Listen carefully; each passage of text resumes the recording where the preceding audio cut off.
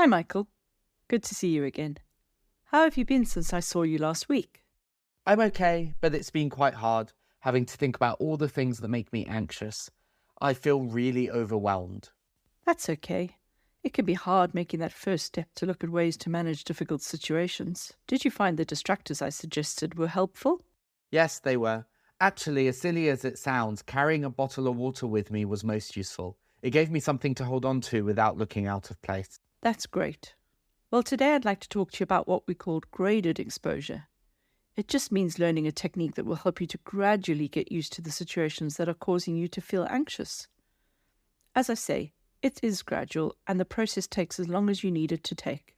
How do you feel about that? I'm not sure how I feel about it. I really want to stop feeling afraid every time I go into a crowded area, but on the other hand, I'm just not ready to face my fears yet.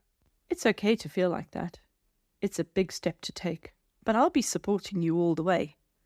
You won't be left to manage on your own until I'm completely satisfied that it's safe for you to do so. I'd like to start by explaining the 3 steps of the process to you. What I'd suggest is that you take the information about graded exposure home with you and come back next week so we can discuss your thoughts. Would that be okay with you? That sounds like a good idea. It's a lot for me to take in and might be easier if I can read about it. Great. Before I get the information leaflet for you, I'll just briefly explain graded exposure. There are 3 steps you'll go through if you decide to learn the technique. The first step is to identify the situations that cause you anxiety. Then you'll rate how stressful the situations are on a scale from 0% to 100%. The percentages relate to no anxiety, 0%, mild anxiety, 25%, moderate anxiety, 50%, severe anxiety, 75%, and finally a panic situation, 100%.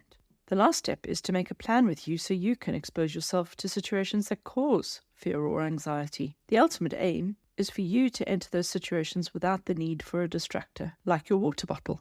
Just keep in mind that it's very important not to rush yourself through the plan or lose heart if you think your progress is too slow.